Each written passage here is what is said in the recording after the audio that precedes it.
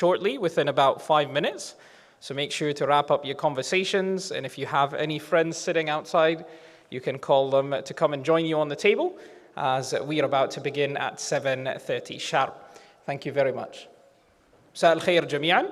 راح نبدأ بعد حوالي 5 دقائق من الآن على الساعة 7:30. فإذا كان عندكم مجموعة من الزملاء في الخارج من الممكن أن تخبروهم يشاركوكم الأحاديث اللطيفة هنا داخل القاعة. نلتقيكم بعد 5 دقائق. شكرا.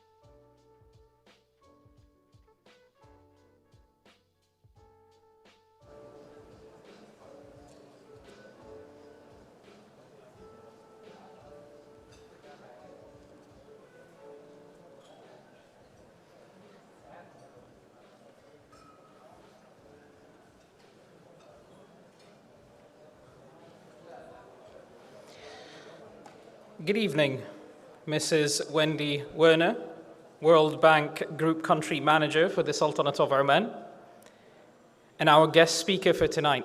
Thank you for being with us. Your Excellencies, ambassadors, ladies and gentlemen, on behalf of Muscat Stock Exchange, I would like to extend a warm welcome to each and every one of you here in this hall for today's edition of the MSX Chairman's Dialogue.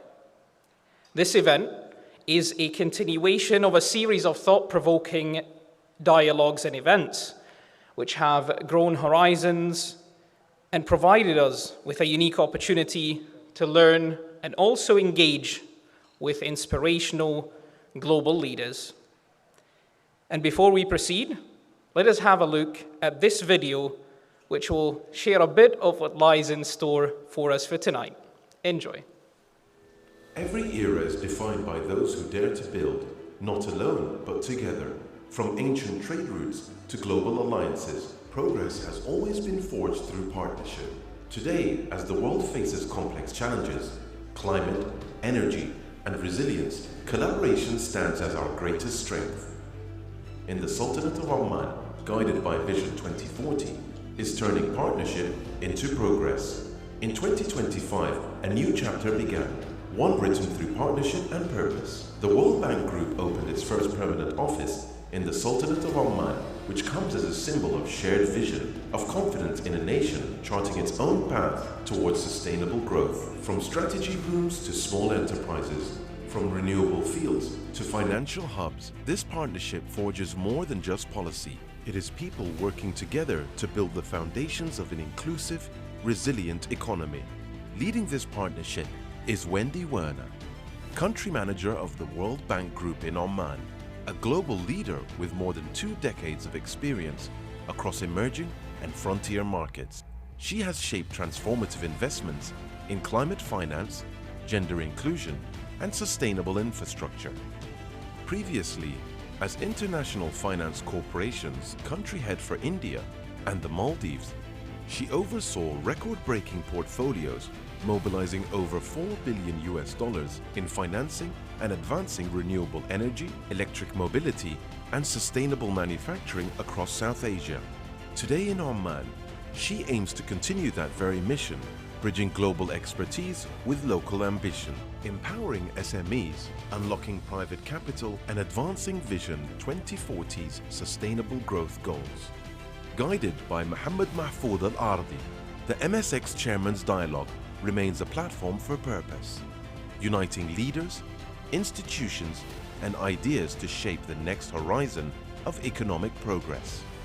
The 6th edition brings together global minds to explore a vital theme: maximizing finance for development, a call to harness innovation, investment, and partnership to drive sustainable growth, because the future of strategy is the future we build together. And with that spirit of collaboration, we welcome everyone to the 6th edition of the MSX Chairman's Dialogue.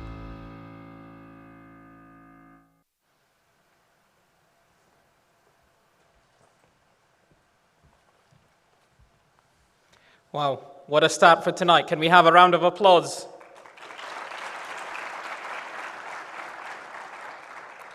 Ladies and gentlemen, without further ado, it is my honor to invite on stage a man who needs no introduction. He sits on several boards, including the International Advisory Board of the Brookings Institution in Washington, D.C., the Eisenhower Fellowship in Philadelphia, the World Economic Forum's Community of Chairpersons, and also the Harvard Kennedy School Dean's Council. He is the author of books including Connecting to the Future, Arabs Down Under, and also Arabs Unseen. Please join me in welcoming Mr. Mohammed bin Mahfoud Al-Ardi, Chairman of Muscat Stock Exchange, on the stage to deliver his inaugural speech and set the tone for today.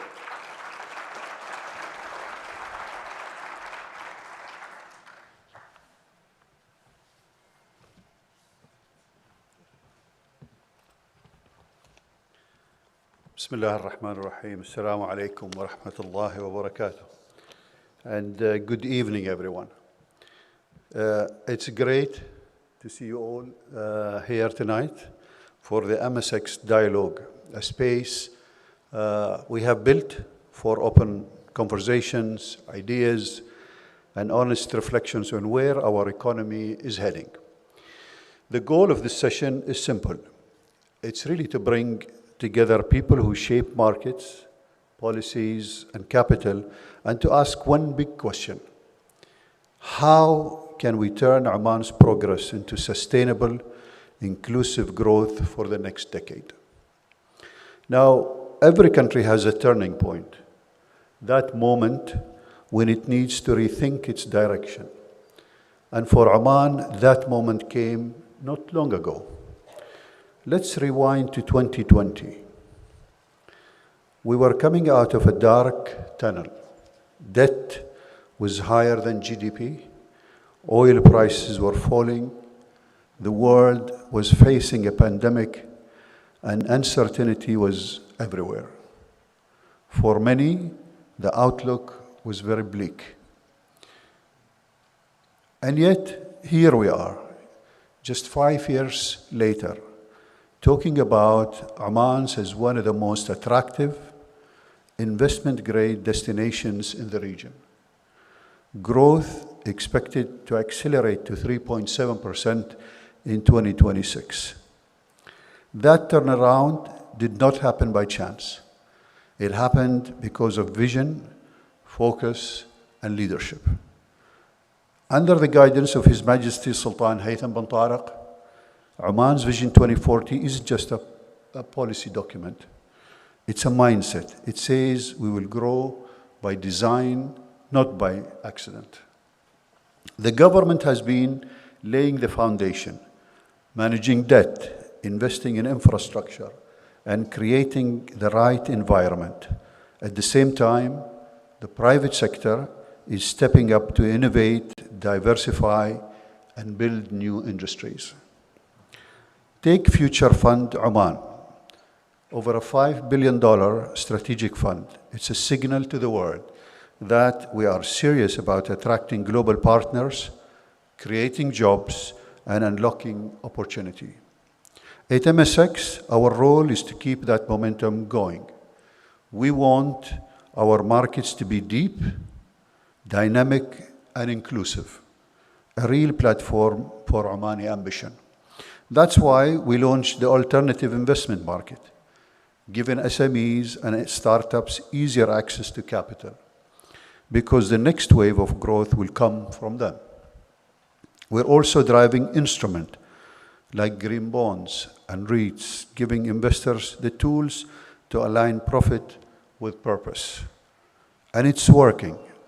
As of late October 2025, the MSX 30 index is up 22.6% to date, year to date, one of the best performances in the GCC.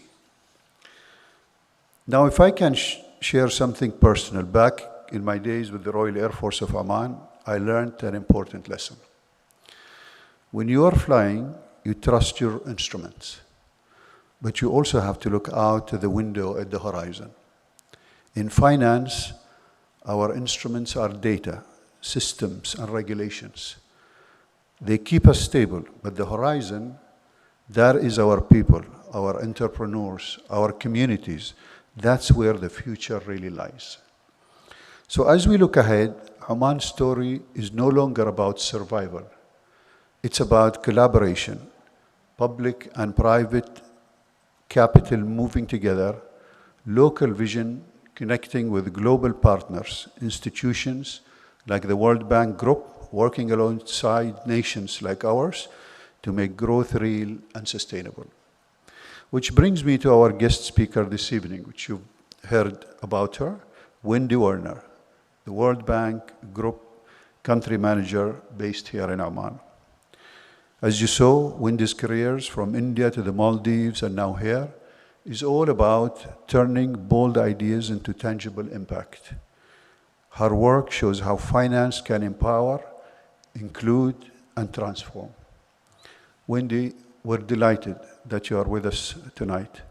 Please join me in welcoming Wendy Werner to the stage. Thank you.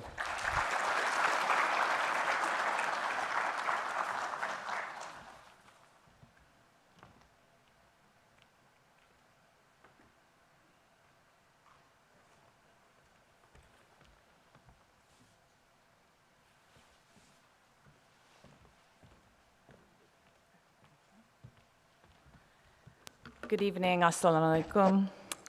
I'd like to first express my deepest gratitude to Mohammed Mahfouf Al-Ardi, Chairman, and for being here and for participating in this MSX Chairman's Dialogue. It's really a highlight of these first few months living in the beautiful city of Muscat. And the topic today I'm speaking about is maximizing finance for development, which is focusing on how can we attract the necessary private capital to join efforts to achieve the kind of economic growth, the society, and communities that we desire. I'll be speaking a little bit with examples where the World Bank Group has been involved, but the same concepts and ideas can be applied in many contexts and very much here in Oman, and I think we'll have a bit more discussion about that in the second half. First, I'd like to introduce the World Bank Group briefly as background. Let's see.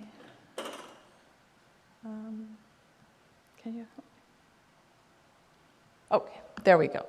So the World Bank Group is a multilateral development financial institution. So our shareholders are countries, including the Sultanate of Oman. Oman has been a member of the World Bank Group since 1971. The World Bank Group includes multiple institutions and functions, and there's two main parts, and I'm fortunate and honored to represent all of them here in the Sultanate. They include both public side, which is usually referred to as the World Bank, public financing, lending to governments, as well as advice on policy and regulations, and private sector arms. So the International Finance Corporation, known as IFC, and the Multilateral Investment Guarantee Agency, known as MIGA, primarily work towards leveraging and promoting private finance. IFC provides debt and equity to private companies, and MIGA provides guarantees that enable financing from the private sector as well. With my team here in Muscat and experts from across the globe, we're here in Oman to partner with the government and the private sector to bring knowledge, tools, and private sector financing to achieve Oman's Vision 2040. And our topic today is looking at mobilizing finance for development. But I want to start with the problem we're trying to solve, at least put on a global scale. The UN approximates that $4 trillion is needed annually, more than in the current investment, to reach global development goals, including the SDGs. A number that clearly far exceeds the amount of development assistance, whether through multilaterals or bilateral development partners. Yet, global banks, insurance companies, asset managers hold more than $400 trillion in assets under management, and only a fraction of that is invested in emerging markets and targeted to more development outcomes. Here in Oman, according to the Oman Net Zero report, achieving net zero by 2050 will require an estimated $230 billion in capital investment. Beyond these numbers like infrastructure and volume of investment, we have a really core challenge facing the world. 1.2 billion young people globally will enter the labor market in the next decade. These young people clearly need jobs and livelihoods and opportunities. Governments don't have the necessary resources to confront both these infrastructure, climate, and jobs challenges. More private capital is needed to target those same objectives. So by attracting private investors and commercial capital to invest alongside us as a development institution, we connect borrowers in developing countries with new sources of capital, looking to raise more funding and more capital for development outcomes. The World Bank Group has been focusing on maximizing private capital in a way to mobilize private capital, and developing new products to achieve that end. Then one way to do this is to look very closely at investor strategies and appetite, and where they want to invest, where they can invest as per their parameters. But we're also working with governments and regulators to improve regulations overall for private sector development and private investment. This objective of private capital mobilization into development objectives takes some time, but already we can see results. With the strategic focus in the World Bank Group over the last few years, we have grown the volume of private capital mobilization. And in the last 5 years, from 2021 to 2025, the World Bank Group mobilized $242 billion towards development objectives. And I'll give you a few examples for how we do this and ideas that how we can apply the same concepts here in Oman, which are actually already being applied. First, we mobilize private capital, private money that is commercially oriented, that requires a commercial return and commercial structuring by attracting investors to invest alongside us, usually as IFC, but also from the World Bank public side. And we structure these programs and projects in a way that can attract those investors and meet their requirements. I'll give you a few examples. In Brazil, the World Bank Group worked on a package of both public-private partnership transaction advisory and loans from both IFC and more than 15 other private sector lenders, and mobilized $4 billion to support a sewage treatment program in São Paulo, Brazil. This served 3.8 billion people with better services, cleaner water, and protected the river flowing through the city.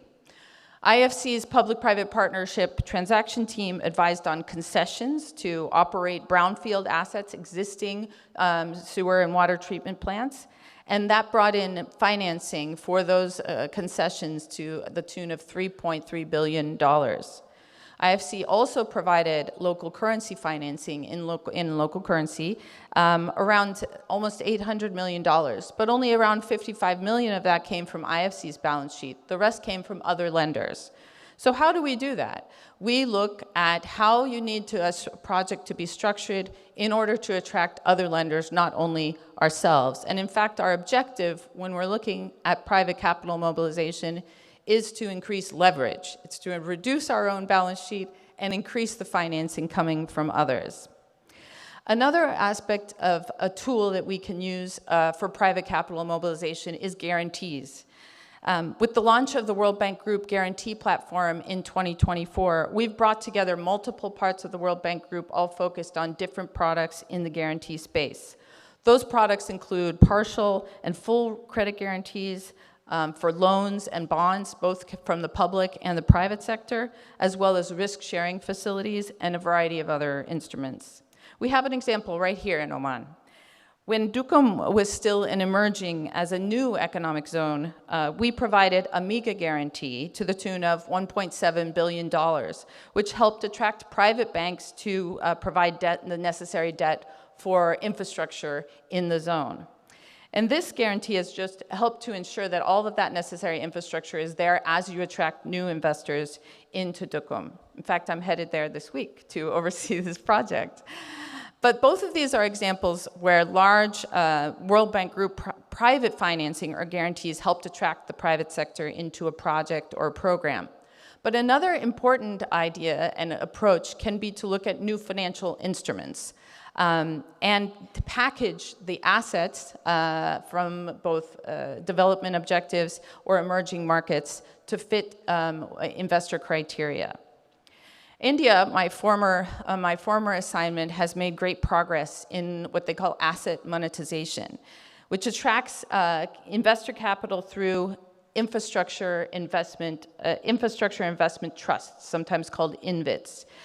These provide a regulated investment vehicle that pools concessions. These concessions transfer operational rights to private players, but ownership is retained by the government.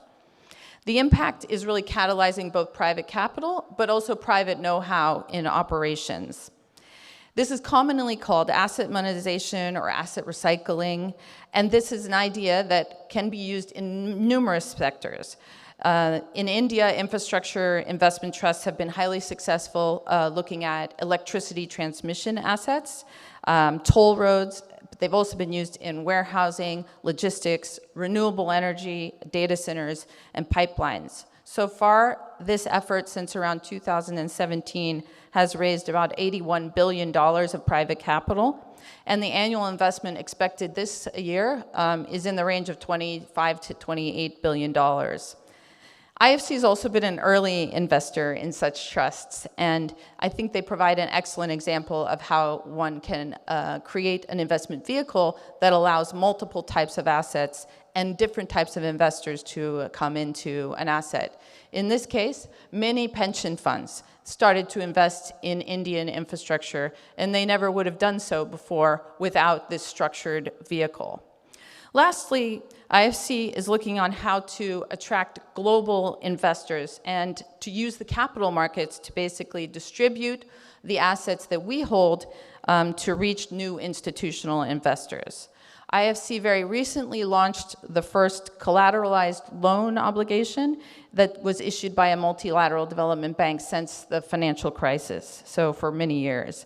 This provides a very standard, scalable way for private investors, such as like pension funds, credit insurers, other institutional investors, to invest in emerging markets assets. The first tranche of this was $550 million, and it's expected to continue probably at least on an annual or 6-monthly basis. And these are basically a way for IFC's own assets to be then distributed and free up IFC's capital, similar to the idea of asset recycling. So those are examples that are direct investments, but there's bigger challenges when you come to economic policy and strategy, as we've just heard from the chairman. World Bank Group also works closely with governments and regulators and other partners in the community to focus on policy and regulatory reforms that can open doors for more private investment and more job creation. As an example, in Turkey, the World Bank Group collaborated on a very comprehensive approach to healthcare. Turkey's healthcare reform program utilized public-private partnerships to upgrade hospital infrastructure and to increase health access and quality. The World Bank itself provided public loans to the government, totaling around more than $250 million. But the IFC also provided private capital to the health institutions in direct loans and mobilized twice as much in private financing, in commercial financing. And MIGA, in that case, also provided direct political risk guarantees for 6 hospital projects. Together, all of these interventions were looking to coordinate an approach around healthcare, and they were able to expand insurance coverage to nearly 98% of the population, and having infant mortality and increasing life expectancy. So these are the kind of inspiring development objectives that we're trying to achieve overall, but we want the newer approach in the last few years is to not only focus on the public side to achieve these sorts of outcomes like health, but also to leverage the private sector. In Vietnam, for instance, the World Bank and Group worked to improve the supply chains for coffee and rice. This involved both financing to strengthen the coffee and rice value chains from the government side, and there was a reform agenda supported by World Bank and IFC, including incentives for more private investment in this space, considering that there might be risks for new investors, reducing the transaction costs through easier financing, and improving the product quality, working closely with smallholder farmers. And finally, an overarching theme was to advance more climate-smart production and achieve a climate-smart outcome. These sectors in Vietnam, rice and coffee, employ around 6 million small farmers, and as a result of this program, they generated more than $4 billion in exports to the country. So if you take the overall idea of private capital mobilization, the key important theme of this is that public money is very scarce. So whether it be development financial institution funds and World Bank Group capital comes from countries, so it's also government funds at the outset, or the government of Oman funds through its various outlets and agencies. This is a scarce resource, so the most important part of mobilizing private capital is to look at the leverage. How much do we put in to achieve a certain result? The less that we can invest and the more that we can achieve through others investing is really our ultimate outcome. And if we think into the future, we can hope that these structures and instruments and programs can potentially attract private capital without public capital. And that public capital can focus on those areas that are going to achieve more social cohesion and community development that may not have commercial returns. Oman is obviously implementing this strategy as well. The Oman Vision 2040 provides a clear national framework for economic diversification, sustainable infrastructure, and private sector engagement, and reforms have enabled more foreign ownership, created the special economic zones and free zones, and encouraged investments in new sectors, new products, in more cities, green hydrogen, and smart infrastructure. So this is the idea of setting the framework, and the investment environment to attract commercial capital is clearly at the core. For example, the Future Fund Oman that the chairman mentioned is an excellent example of private capital mobilization, even if you don't use the label. It's using commercial investment to target Oman's strategic objectives. And the FFO is focused on providing minority equity stakes. Right? How small can we go to leverage more from others? And that's the sort of patient capital that can anchor and reassure and build confidence for new investors coming into new sectors in a country they may not be familiar with. This is a highly effective way to attract private investors and crowd in other capital to meet Oman's development objectives. In short, the challenge we're facing as responsible private sector actors, government officials, and development institutions is really about creating an environment to attract and expand sustainable investment to provide opportunities for people and for communities. That's our ultimate goal.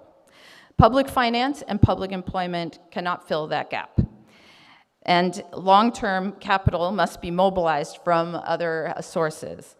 And the environment, the regulatory environment, and the financial instruments to attract that sort of capital is a core success factor for any country, and especially for Oman as it embarks upon the strategy of diversification and sustainable growth under Oman's Vision 2040.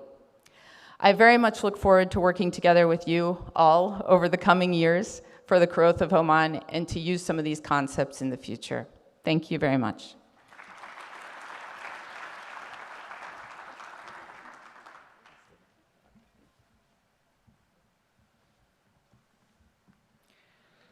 Thank you, Mrs. Wendy Werner, for your insightful presentation. And we do request, dearly, Mr. Mohammed Al-Ardi to join us here on stage. Wendy, thank you. That was a great presentation.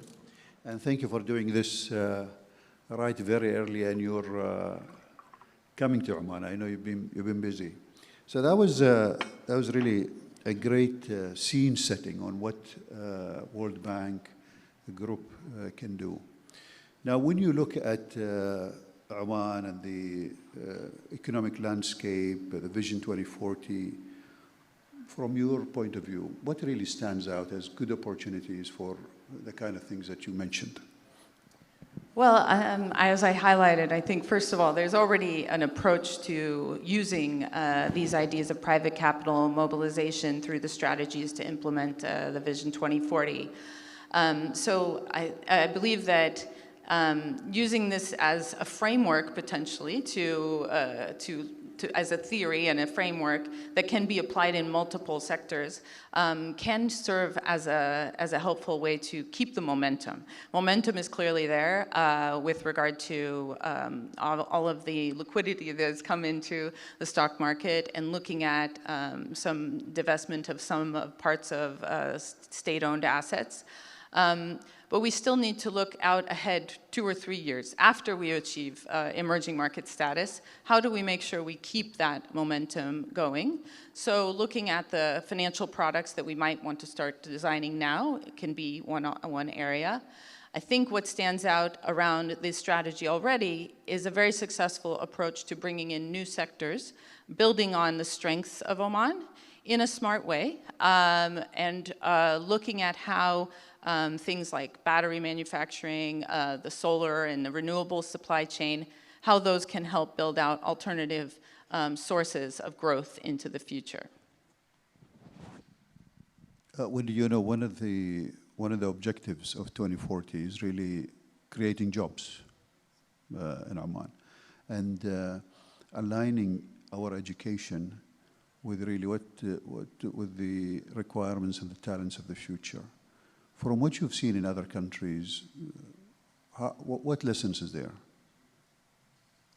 So I do think that's one of the core capabilities and the core factors in developing an economy that is able to keep a sustainable growth going. So I feel that, and we can see evidence that investing in your people is probably one of the most critical investments to make. And as I was highlighting at the end, we have to think about sort of a differentiation of which sectors are most important for or can be brought in private capital and which ones are very important for public capital to strongly invest. At the same time, we need to see that public capital is effectively able to build the skills that are necessary. So linking skills and technical training, tertiary education directly to industry, I think has been a very successful way to improve the human capital available.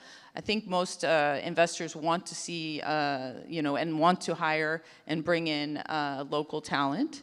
And clearly Oman is focused on that.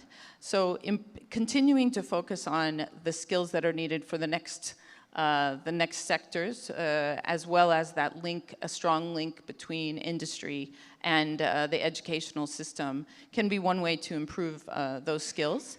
And I think that there's also, there have been already some reforms looking at, for instance, the pension system and equalization between the public and the private, as far as some of the differences. Why would people prefer public employment over private employment? So each of these pieces can work together to encourage the development of skills that are important for the investment that we expect to come under Vision 2040. Right. You talked about some countries building the right environment so they can attract capital, they can attract, enable private sector financing. What are the stronger drivers?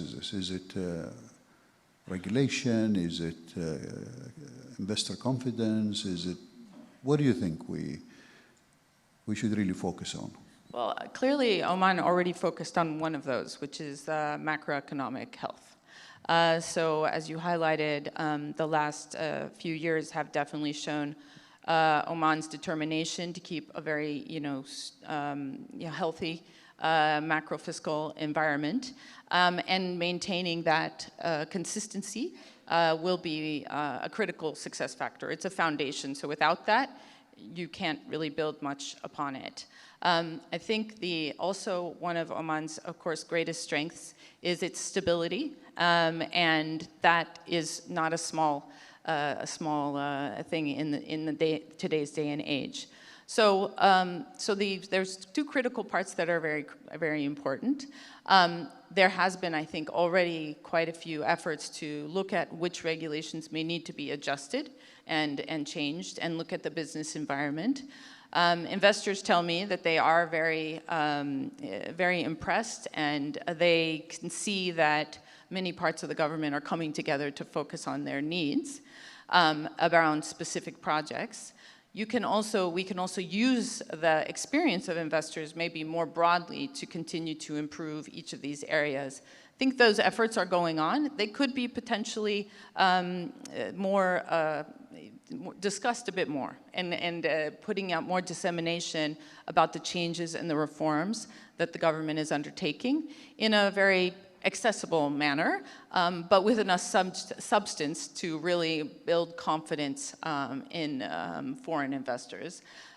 So I think focusing on continuing that continuous focus on environment, the business environment, on the regulatory framework, on listening carefully to investors around what challenges they see, and getting a positive feedback loop on those investments and making sure that everyone knows what you're doing is probably some of the key success factors as really foundational arguments, out of which some of them Oman is working very hard on already, clearly. But you must have seen this in other countries work.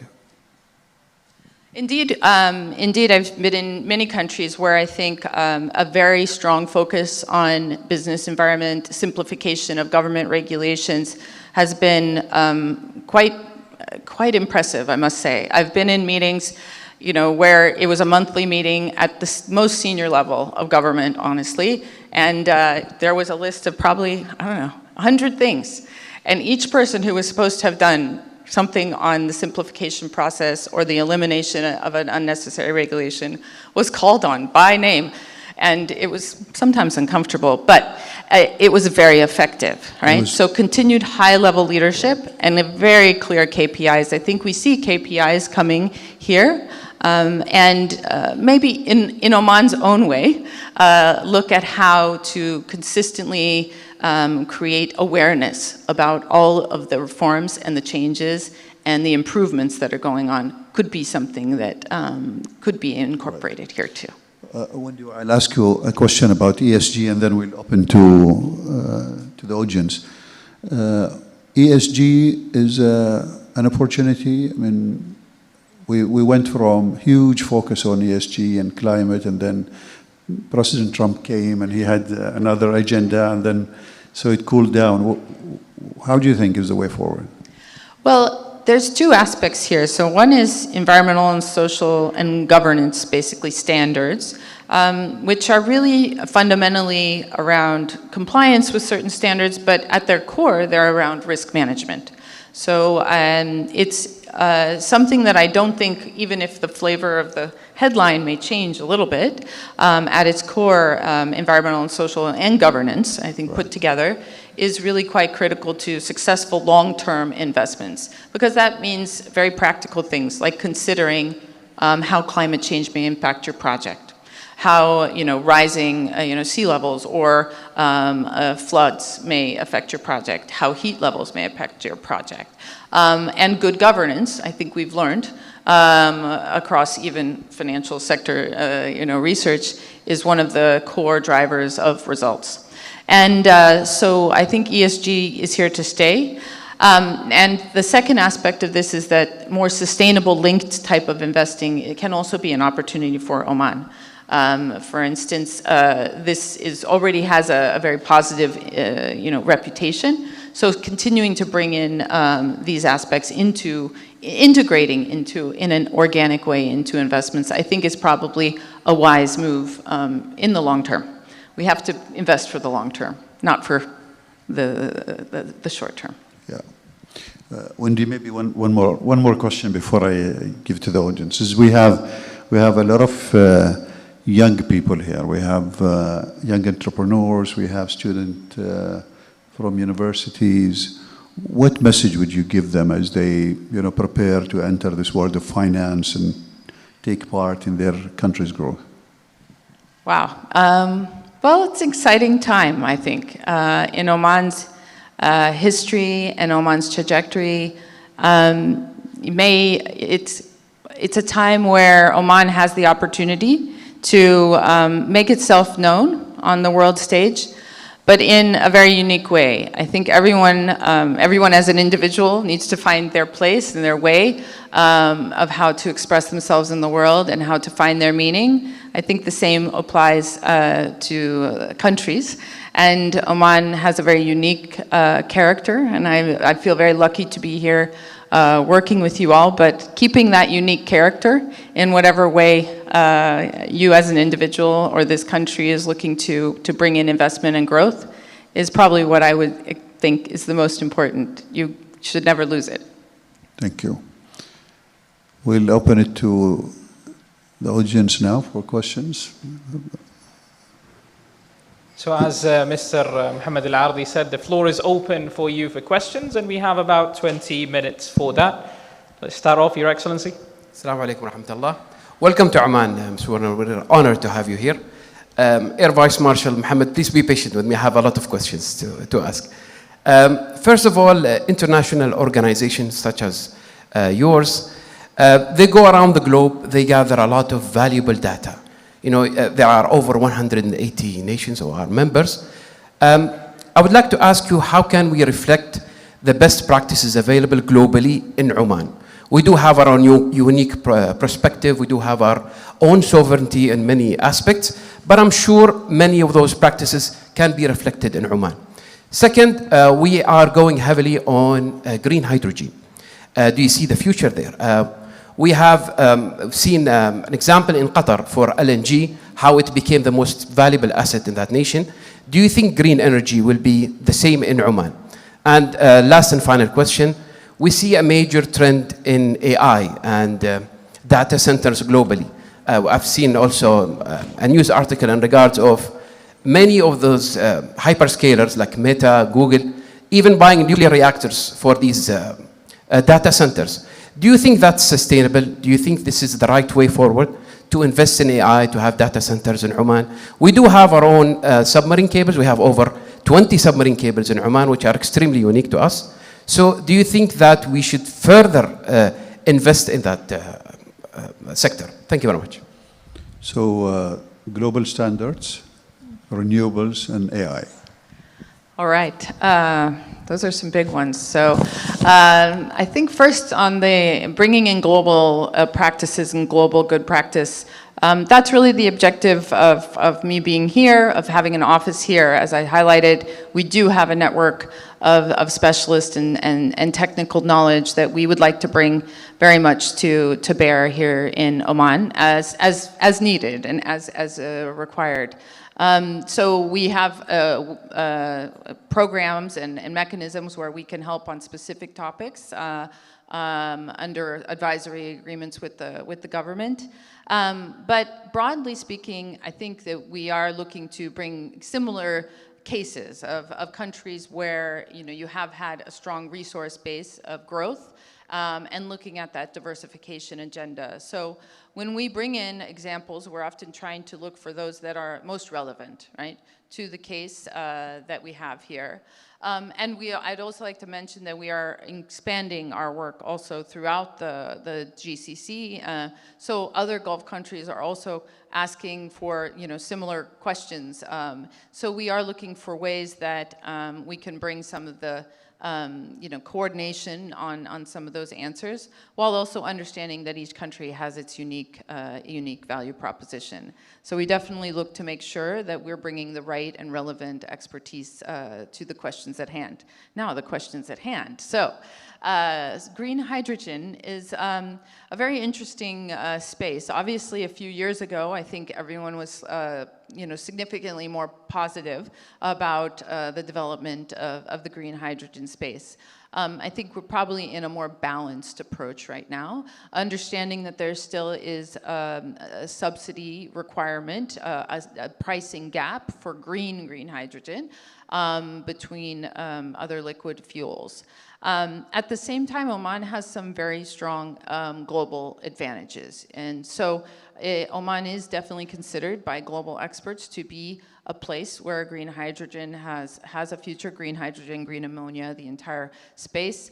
And it depends probably on whether you're able to use it to catalyze other industries here domestically. So I think the model that is not seen to be necessarily in the best interest of an exporting country is one where all green hydrogen is exported, and you're relying only on East Asian or European markets. But I think the model here is different, right? So we are looking at industries that can also use green hydrogen and green ammonia here in the Sultanate. So that's a very strong approach, as well as the geographic location, the logistics, all of these things are there. Now, a critical factor that is probably relevant to your third question as well is also the renewable capacity. Obviously, 2040 vision and the plans here are very strong around expanding renewable generation capacity. And that's a key enabler of many, many areas. So that's probably one of the critical areas to accelerate installed generation of solar, wind, battery, and hybrid options. Because it will also be able to fuel those data centers that could come in. Now, I'm not sure I have the full answer on AI, very much in kind of a point where everyone is asking these questions. It is a question that the World Bank Group as a whole is looking at for the region. We are actually coming out with a global Gulf economic update focused on AI. Will come out in December, so you can look forward to that, and I'll make sure and send you a copy. And we can bring someone to have a bit more of a discussion because they're looking at the economics of it. I think it really depends, just like any sector, how much you are investing in any subsidy, how much you're using that scarce public capital in order to incentivize, and what are you going to achieve through that? The same question we were really asking about overall on private capital mobilization can be applied there. Now, the challenge is that some of the answers are very, very uncertain, and no one really knows the answer, but a fair question. We'll work together on it. How about that? Thank you. So the floor is open for any questions as well from the back, if we can get any questions. I see a hand going up there, the gentleman at the back. There's a gentleman at the back over there, and we'll come back to you for your question.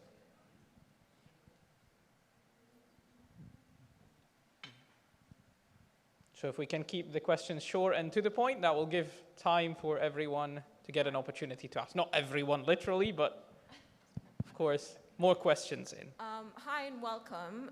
Thank you so much for the insightful presentation. My name is Azal Busaidi. I'm an assistant professor at the University of Technology and Applied Sciences, and I'm honored to be before you today. My question is related to research.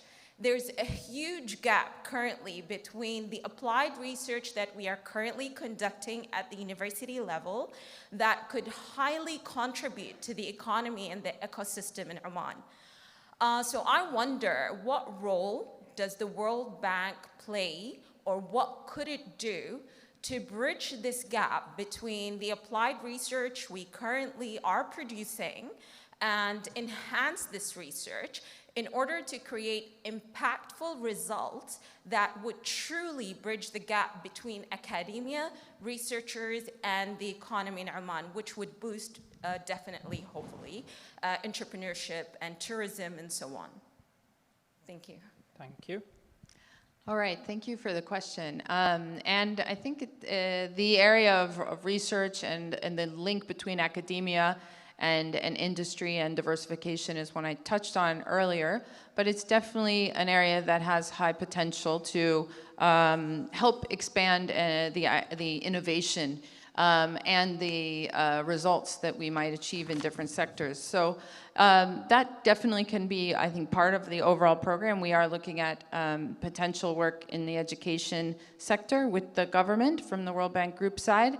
And also, when looking at more innovative and new projects, a part of the objective of development financial institutions and support, like working with FFO, for instance, here in Oman, can be, and I feel will be, to identify new technologies that could also be piloted and tested, maybe as part of a bigger project, or maybe as standalone efforts. This is higher risk as a private capital investor, but exactly the area where development finance can sometimes help lead others to arrange and support risk capital in new sectors. So thank you for the question. Thank you. We'll move on to the gentleman at the front. He had a question, and then we'll change sides. Assalamu alaikum. Assalamu alaikum. Thank you very much. Abdullah Riyami from Bank Muscat. I just have one question to Ms. Wendy. Just from your experience, what do you reckon is usually the biggest challenges where a country needs to achieve or to go through in order to break through from a development category to an emerging market? Because if we were able to achieve that, then that will open the space for more private investment to flow into Oman. So, thank you. Yes, thank you. Great, thank you. So let's remember, even if the stock exchange is maybe in the frontier category, I think Oman is in a very fortunate category. It is a high-income country, and you do have deep resources and really strong success factors. So you're on the path. I think we also have, from the World Bank Group, looked very carefully at what we sometimes call kind of a middle income trap, right? And even if you're high income, sometimes some of those those ideas may still apply. One of these areas is to continuously look at, first of all, strong institutions, continuing to build capabilities in institutions, but also in people. So continuing that investment in people, this has been found to be very critical in growth trajectory, and continuing on innovation is the second area. So looking at how do you continue to innovate, whether it be on processes, on sectors, on technologies. So I think that actually fits quite nicely with the assistant professor's question. These are two areas where real public investment can really make a difference, as well as those that I mentioned earlier, continuing to focus on stability and macroeconomic strength and health, and then we can see that a focus, for instance, like a country like Malaysia or something like this, they have done what Oman is also doing, a very focused approach for certain sectors to attract those sorts of investors and build out those supply chains. So we're never looking for just one investor. What we actually want is one investor who will then attract others as an ecosystem. You're looking to build an ecosystem. So the pieces that create and organically develop that ecosystem is really where we want to go. Thank you, Mrs. Wendy. We have a question at this side of the hall. I've seen. Yes. Yeah. Assalamu alaikum, and thank you so much for having us here today. My name is Alvin Thomas. I'm the business editor for a business magazine here, Oman Economic Review. I have two very quick questions for you, Ms. Wendy. How can Oman attract more institutional investors like pension funds and sovereign wealth funds for long-term national projects? And what, in your opinion, are some main areas of collaboration between the World Bank and here in Oman? Great, thank you. I think I highlighted a few of these examples in my speech, but very specifically, I think that we can see that all the efforts of both the FSA and MSX, and of course the Ministry of Finance and OIA to create the right kind of capital markets environment to achieve the emerging market status is definitely a very important milestone. And continuing on that same approach of a coordinated effort to look at new financial instruments that are meeting the requirements of institutional investors and sovereign wealth funds. So you have to understand what they want and what they're looking for. It depends on, and maybe you mean more like pension funds and this sort of thing. These are usually looking for very consistent and solid cash flows. because remember, they're funding pensions. So that is the way to look at new structures and new financial structures, as I highlighted.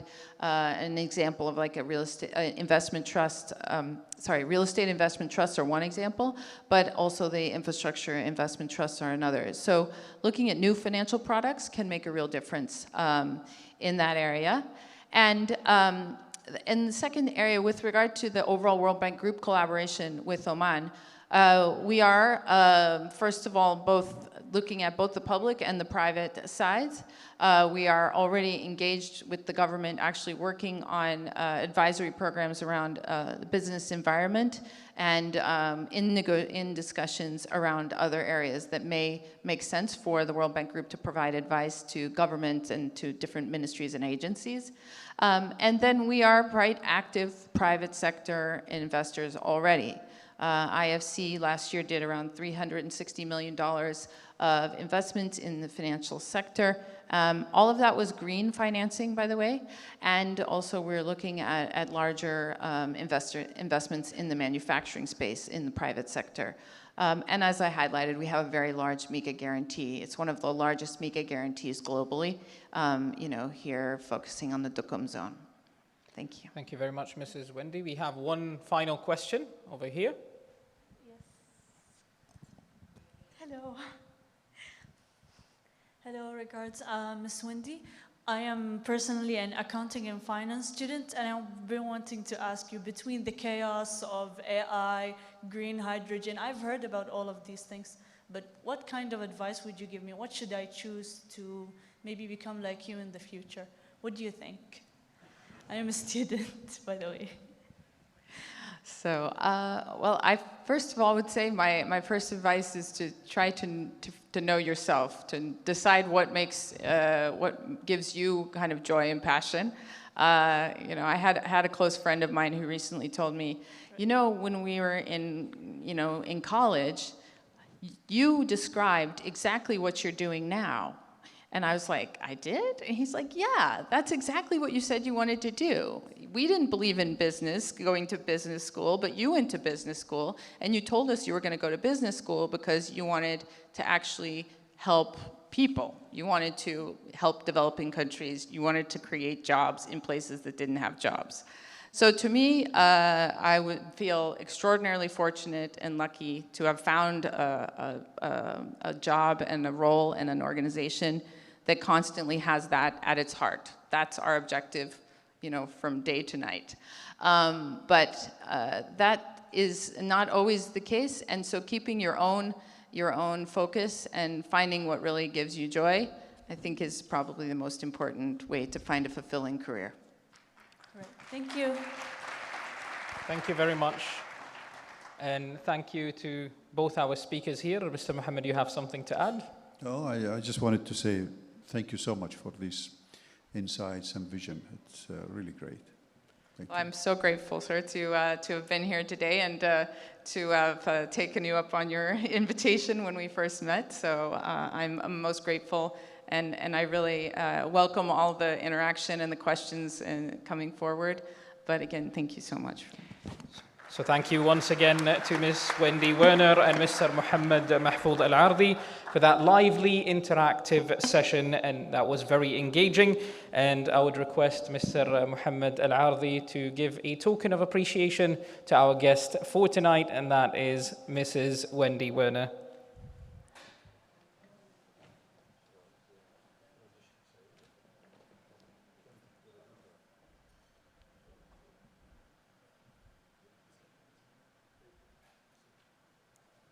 Let's get some live from the audience. Thank you very much.